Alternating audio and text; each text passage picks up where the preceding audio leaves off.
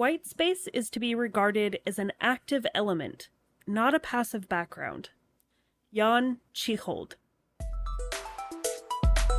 You're listening to Writing Roots, brought to you by Aspen House Publishing. Welcome to Writing Roots. I'm Lee Hull. And I'm Lee Esses. Today's discussion is largely going to be about using white space actively to help with your book, especially when it comes to pacing. I have found that when I am at writing clubs and such, and I'm reading other people's short stories, if they have that first page that is 4 equally sized paragraphs and they run all full justification right to the end, and it fills up all of that space and there is no white space and no rhythm in the paragraphing, without even reading a word, I kind of have to stifle a sigh and sit back in my chair because I know this is going to read like an essay from school and not necessarily like a novel with rhythm and pacing and action.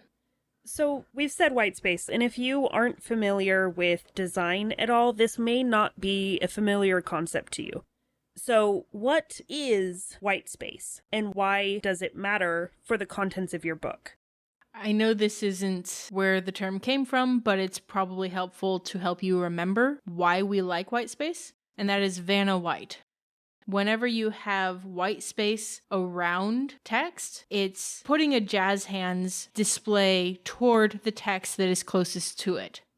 So if you have a single word in that paragraph, there's lots of white space around it, lots of emptiness without ink on your page. It's going to put a lot more weight on that single word paragraph. Riding Hood described white space as the emptiness between characters, lines, and paragraphs. It is used a lot more in formats like poetry, but your line spacing, your paragraph breaks, even your chapter headings and endings can really determine the weight of importance of certain things.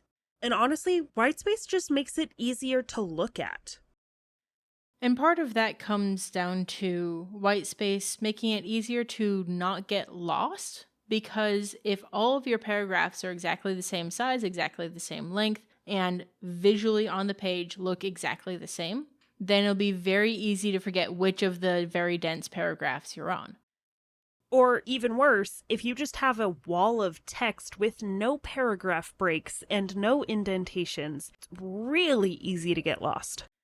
Compare that with a section where you've got dialogue and people are snapping back and forth at each other. They're saying, pink dress, make it blue, make it pink, make it blue. And you've got all of this white space. That page is going to stand out in the entire book because of the white space around it.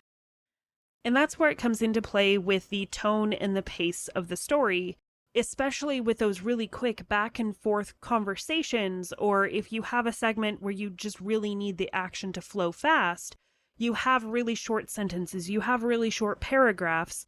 A lot of white space can help the reader feel like they're flying through the story.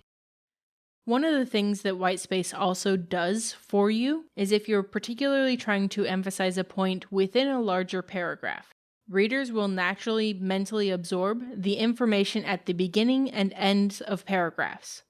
So if you are trying to sneak information in of he was wearing a red bow tie and we know the murderer was wearing a red bow tie, then you can sneak that information in the middle of a dense paragraph, and the character voice talking about how his hair reminds her of Doctor Who, that can be at the very end. And people will be like, yes, I remember his hair. I don't remember him wearing a bow tie at all, because that information was snuck into the middle of a paragraph and there is no white space near it at all. How you equip white space really depends on your paragraphing, which we'll talk about more in a second. Your sentence and paragraph length variation will create a lot of white space. So if you really need somebody to pay attention to 2 particular words, you can use the white space to literally point them to those 2 words by creating individual paragraphs where the sentences, if it's a one single sentence or just a couple sentences, slowly decrease in size, so it creates a white space arrow pointing to those 2 words that are really important. I prefer to put the really important information at the end of a big paragraph and then have a very short reaction. Generally, it's a swear word to that information. When somebody is reading the book in paper, their eyes might accidentally glance toward that white space and they're seeing the reaction. They're not seeing the spoiler. This is just something that I do personally, but I'm still using that white space to convey and limit information going to my reader. You can also use line spacing to help with white space. This is going to lean more into your formatting and font that we will talk about more this month. But if you have a lot of really dense paragraphs of dense information and your line spacing is too small in your final format, especially if your font size is too small with all of that, it's going to get really crowded. It's going to really get easy to get lost. And the white space is going to be more difficult to play with.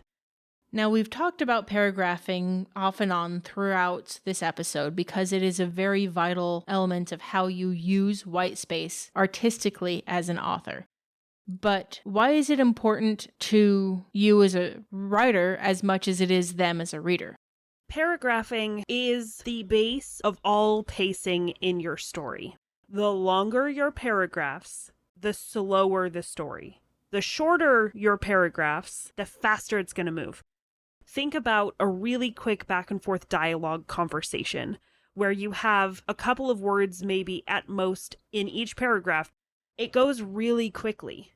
And you can use that to your advantage to intentionally slow down segments if you really need to take a look and slow the pace, focus in on some information. You can make your paragraphs longer.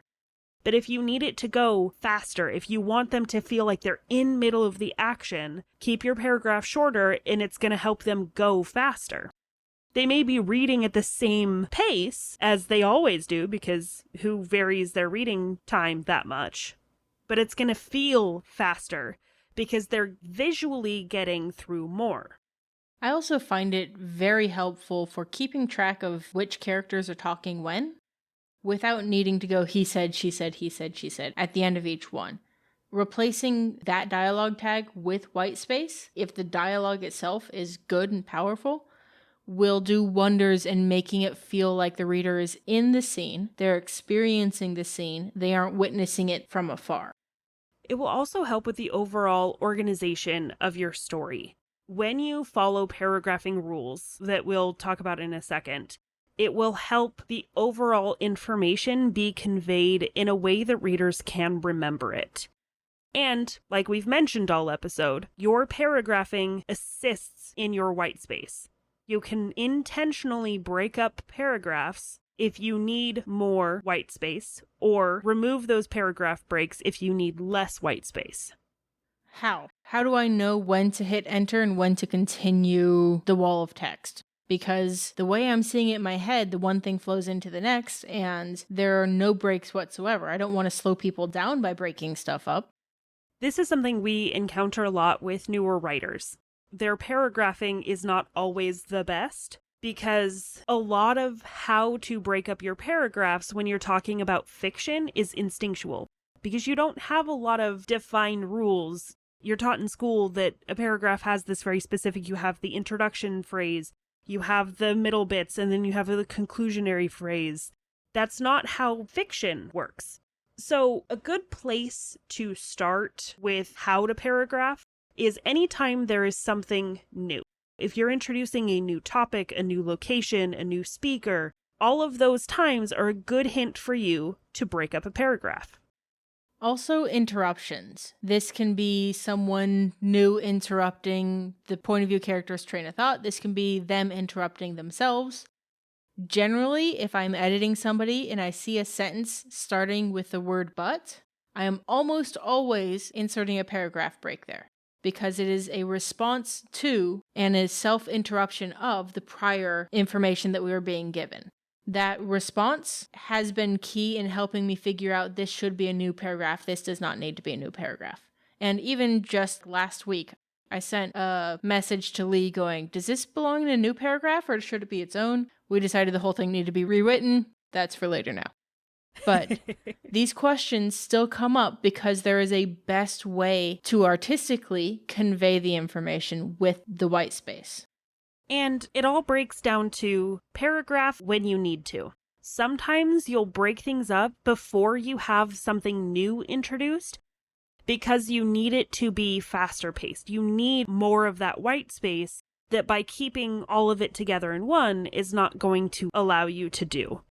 So if you need to break it up, if you need to make it longer, play with the paragraphing depending on how you visually need the paragraph to look.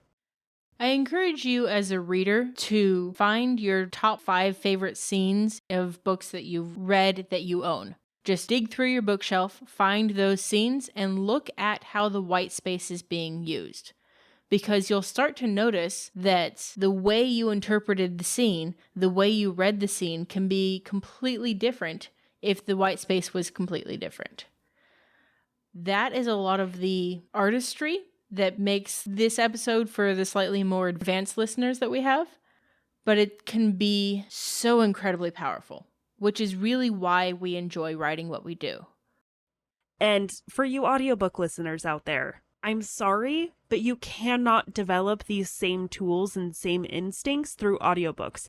Narrators can sometimes lead a little bit into it and help you hint at when paragraphs are breaking up, but it's only really apparent with maybe scene breaks and chapter breaks. So you have to pick up a physical book and read in order to build the instincts of how to use paragraphing and white space. And then, when you start building those instincts, go play around with it. Go test it out, see how it works, and of course, write selfishly. If you have a question or comment for our hosts or a topic you'd like us to cover, send us an email at writingroots@aspenhousepublishing.com or find us on Facebook by searching for Aspen House Publishing.